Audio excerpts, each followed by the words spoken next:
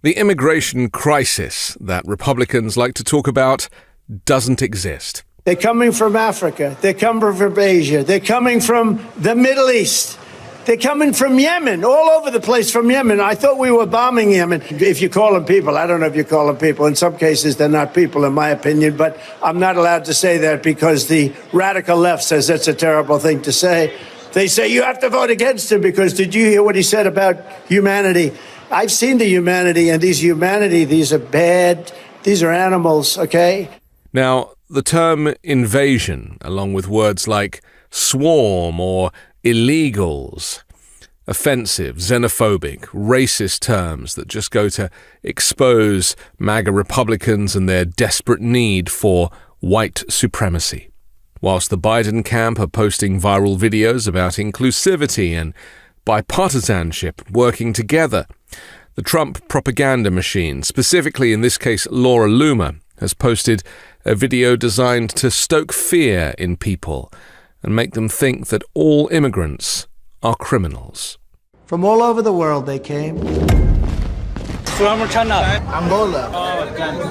Millions of illegal border crossers have entered the country unlawfully. Egypt. Cameroon. Colombia. They're coming by the thousands.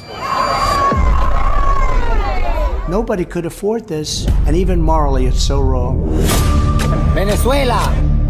But what is the reality at the southern border? Is there really a migrant crisis or just typical immigration, like any other country, being managed as other countries manage them and often struggle to manage them? You see, in January of 2019, Donald Trump, president at the time, described the border under his watch as a crisis. He'd already been president for 3 years, and yet still it was a crisis. He pleaded with Congress to pass most of the exact same proposals that just so happened to be in the recent bipartisan border bill, which has been rejected by Republicans under the direction of Donald Trump. You see, whatever is happening at the border, Trump doesn't want it fixed, not while Joe Biden is president, that's for sure. And this is the rub. Trump's border policy was a mess. In 2017, there were roughly 516,000 border encounters, 686,000 in 2018, 1,147,000 in 2019, and then 647,000 during the 2020 pandemic year. So the numbers got worse every single year of the Trump administration until the pandemic under his policies.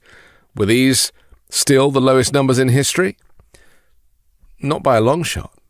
The US had fewer border encounters from migrants every single year from 2006 through 2016 than we did under Trump in 2019.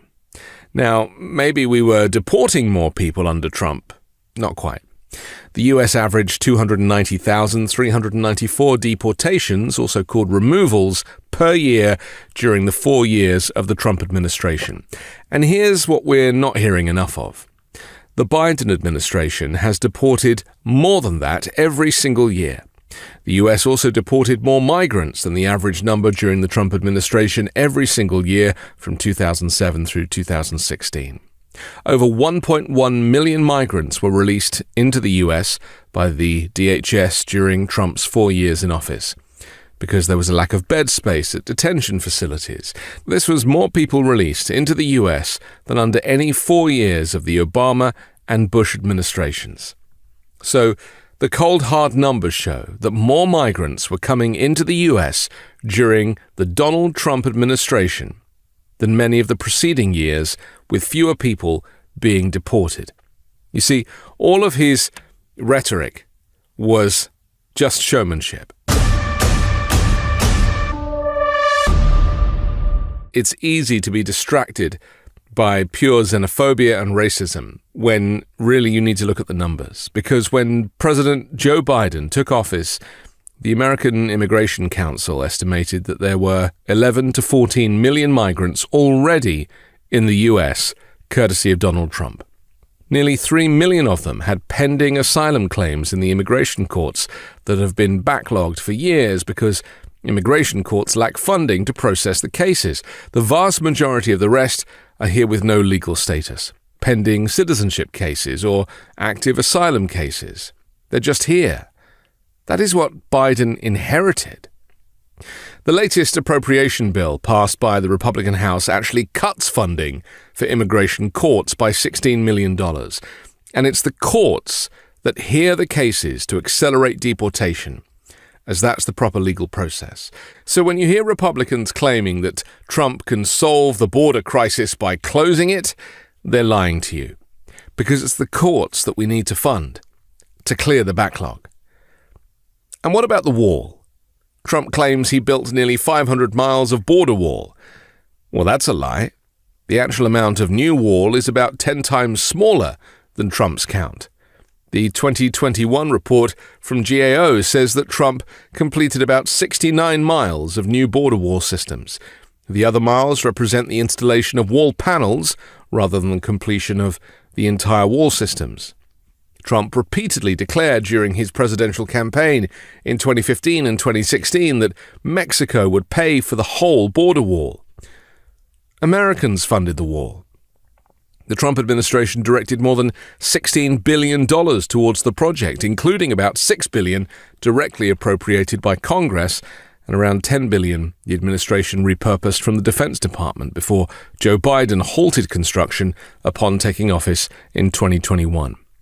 And let's be honest, a physical wall with slats in it, which can easily be angle grinded to make a door or can be shimmied up and over using a bedsheet, was never going to keep anybody out.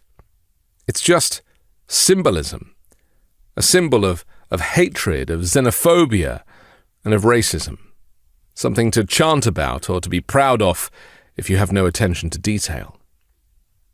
America is a country of immigrants. Most of us come here to assimilate, not to commit crimes. We want to work and feed our families and have opportunities to make a better life. Seeking asylum comes with international conventions. Trump can't just close the border. He needs congressional approval and to win a bunch of court cases to make that happen. His promises are empty. They're just theater. And finally, there's the lies about migrants bringing crime and bringing drugs and being rapists. This hate speech has contributed to the rate of Hispanics being killed by law enforcement officers, which has jumped by nearly 45% in the last decade. Hispanics accounted for nearly 20% of all people killed by police between 2011 and 2020, and that their rate of fatal encounters was 1.33 times higher than that for the rate of non-Hispanic whites. Latino men between the ages of 20 to 39 and those living in western US states have seen the greatest spikes in death caused by police. Pro-life? Give me a break. Most of the Trump supporters I've seen interviewed cite immigration as their top issue, and yet most, when asked, say it doesn't affect them personally. They've just heard that immigrants are bad. I wonder who from. And coincidentally, these people have never met a transgender person either. But that's a story for another video. So on behalf of immigrants, legal and otherwise, I ask of you, do your own research. Understand that anti-immigrant propaganda and hate speech serves nobody. The US needs a strong, reliable workforce, especially for the tough jobs that many Americans simply don't want to do. They're coming from Africa. They're coming from Asia. I'm Anthony Davis. Catch me on the 5 Minute News podcast, co-hosting Uncovered with Ron Filipkowski every Wednesday, and on the weekend show with MeidasTouch. Love this video? Make sure you stay up to date on the latest breaking news and all things Meidas by signing up to the MeidasTouch newsletter at MeidasTouch.com/newsletter.